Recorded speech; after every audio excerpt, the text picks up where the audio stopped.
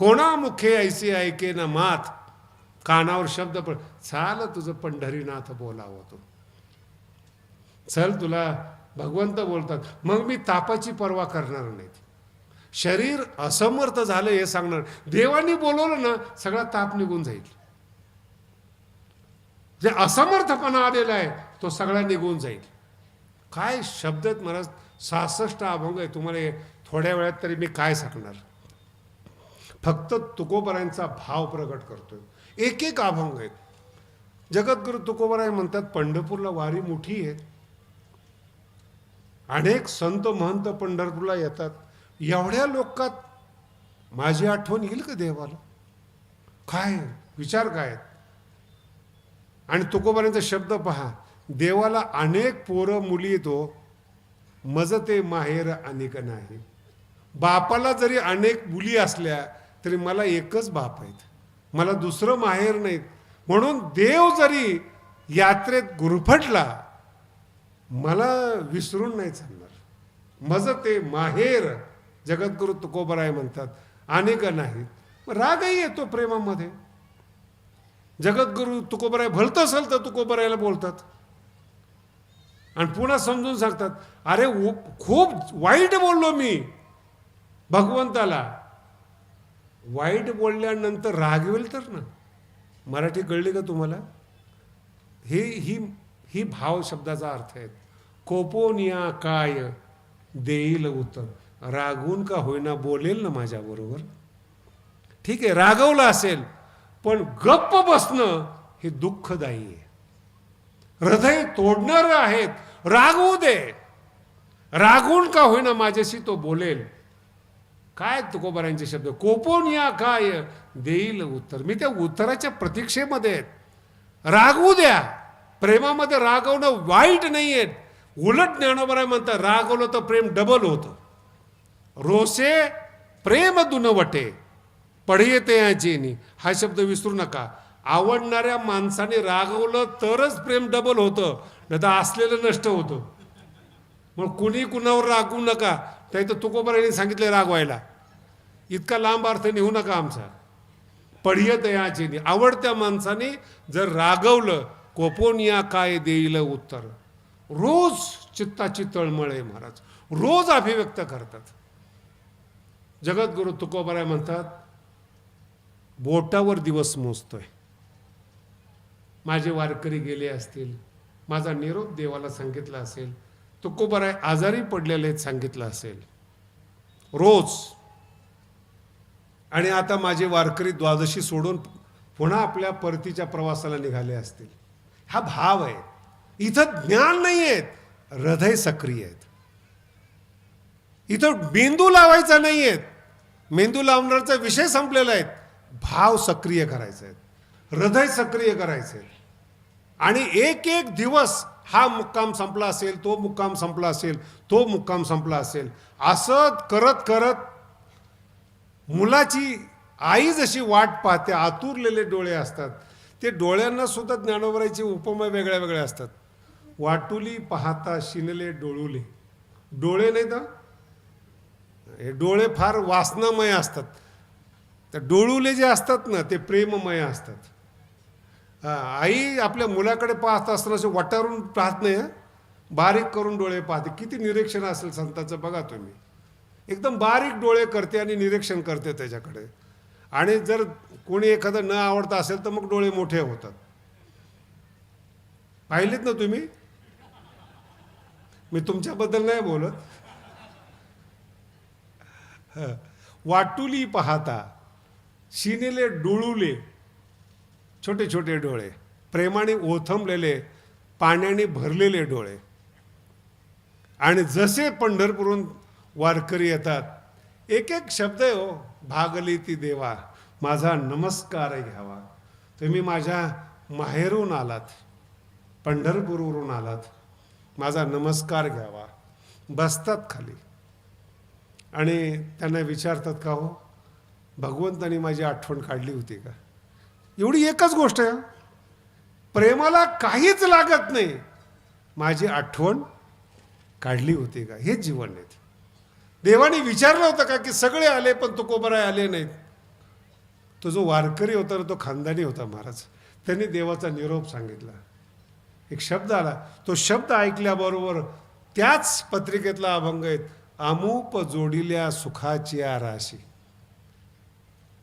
उपमा येता येणार नाहीत एवढं हृदय आनंदाने भरून आलं. अमूप जोडिल्या सुखाची राशी, पार त्या भाग्यासी नाही. काय एकच शब्द, फक्त देवाने आठवण काढली, विचारलं तुमच्याविषयी, तन्मय होता अंतःकरण. म्हणून ज्ञानेश्वरी भावनेतून जा आणि बुद्धीतून जा. नाही समजली तर समजण्याचा प्रयत्न करून घ्या. भाव धरा, हृदयानं सक्रिय करा. संवेदनशील हृदयाला ज्ञानेश्वरीच्या ओव्या आपोआप प्रकाशित होतात. लक्षात येते? प्रकाशित होतात हृदयामध्ये. हे तुकोबरायचं जीवन आहेत. नाही तर 400 वर्षापूर्वी न युनिव्हर्सिटी आहेत, न पुस्तकालय आहेत, न शिक्षण आहेत. त्याही काळामध्ये गाथा जन्माला येतो. ह्याच भाव शब्दाचा अर्थ आहे. यालाच भक्ती म्हणतात. जगद्गुरु तुकोबरायचा अभंग भाव, आणि तो भाव म्हणून ज्ञानेश्वरीमध्ये जे महत्व आहे, भाव एक कच्ची अवस्था आहे बरं का. भावातूनच पुढे भक्ती जन्माला येते आणि भक्ती पिकल्यानंतर त्याला प्रेम म्हणतात. ही पुढच्या अवस्था आहे. म्हणून जेव्हा तुम्ही ज्ञानेश्वरीकडे याल, फार डोकं लावू नका. कळालेच पाहिजे ओवी अशी करू नका. हृदय शुद्ध ठेवा. ओवी भाव प्रगट करेल. म्हणून तुम्हाला मी मगाशी भाव शब्दाचे अर्थ सांगितले. ओवी भाव प्रगट करेल. जिथे आपण जमलेलो आहोत भगवान बाबांच्या दरबारामध्ये, इथे भाव महत्वाचा आहे, मेंदू महत्वाचा नाही. मुंबई पुणे इथे सप्ते नाही होत. वाड्यात तोड्याने बाबाचे सप्ते होतात. भावानी भरलेलं हृदय आहेत. 70 लाख रुपये खर्च करते आणि हे खर्च करून पुन्हा येतात. पण देव कर्ज कुणाचं ठेवत नाही. म्हणून जेव्हा ज्ञानोबरायाकडे याल, प्रार्थना करा ज्ञानोबरायाला, नसेल आमच्या जीवनामध्ये पण आम्हाला माफ करा, आम्हाला मांडीवर घ्या. एक ज्ञानोबरायांचा दृष्टांत आहेत, भावपूर्ण आहेत. त्या दृष्टांताने आजच्या ज्ञानेश्वरीची आपण सांगता करू. भगवान श्री ज्ञानोबराय लहानपणी 4-5 वर्षाचे असताना, तर ज्ञानोबराय ज्ञानेश्वरी ज्याला कळते ना त्याला कळतात की ज्ञानोबराय किती खोडकर होते. निवृत्तीनाथ शांत होते, काका अनुयायी होते, मुक्ताबाईचा तर प्रश्नच नाही. पण ज्ञानोबराय थोडे नटखट होते, चंचल होते. पावसाचे दिवस होते, सिद्धपेठात ज्ञानोबराय राहत होते. चिखल झालेला होता. रुक्मिणी माता 4 वर्षाच्या 5 वर्षाच्या ज्ञानोबरायला पकडायला जाते, सापडत नाहीत आणि चिखलाने भरलेल्या जागेमध्ये ज्ञानोबराय जातात. थोडी कल्पना करा, योग्याचं शरीर. नामदेव महाराजांनी ज्ञानोबरायांच्या शरीराचं वर्णन केलेले आहे. उगवला खांब कर्दळीचा गाभा. कर्दळीच्या आतल्या गाभाप्रमाणे ज्ञानोबरायांचा रंग होता. ते ज्ञानोबराय आपलं सगळं शरीर चिखलात भरवतात. सगळ्या अंगाला चिखल लागतो ज्ञानोबरायच्या. हसले तर फक्त दात चमकतात, इतका चिखल लागलेला. रुक्मिणी उभी होती, आई उभी होती. आई म्हणते अजून अजून लाव चिखल, एकदाच लावून घे. पण सगळं झाल्यानंतर ज्ञानोबरायला आई उचलते. काय भाग्यवान असतील हो, ज्याने महाराष्ट्राला उचललंय. त्याला उचलण्याची ताकद ज्या माऊलीमध्ये, ती किती श्रेष्ठ असेल माऊली.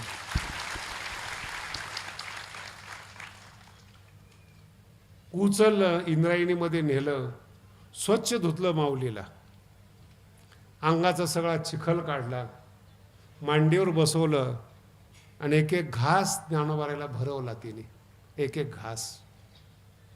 ज्ञानोबराय तृप्त झाले, बाहेर आले. आमचा एक वारकरी उभा होता. माऊली, आज जे झालं ते फक्त तुम्ही लक्षात ठेवा. ज्ञानोबराय म्हणले काय झालं? काही झालं नाहीत. आपण चिखलात पडला, सगळ्या अंगाला चिखल लागला, आपल्या आईने उचललं, धुतलं, मांडीवर बसवलं आणि घास खाऊ घातला. फक्त एवढं लक्षात ठेवा. अरे ती माझी आई आहेत. माऊली काय म्हणतात, ती माझी आई आहे, तिचं कर्तव्य आहे. माऊली तुम्ही आमची माऊली आहात. संसारामध्ये आम्ही पापाच्या चिखलामध्ये, संसाराच्या चिखलामध्ये आम्ही बुडालो असेल, आमच्या अंगाला पापाचा चिखल लागला असेल, संसाराचा चिखल लागला असेल, आम्हाला संसारातून उचलताना माऊली मागे पुढे पाहू नका. ज्ञानगंगेमध्ये आम्हाला स्नान करा. आमच्या अंगाला लागलेला पापाचा आणि संसाराचा मळ धुवून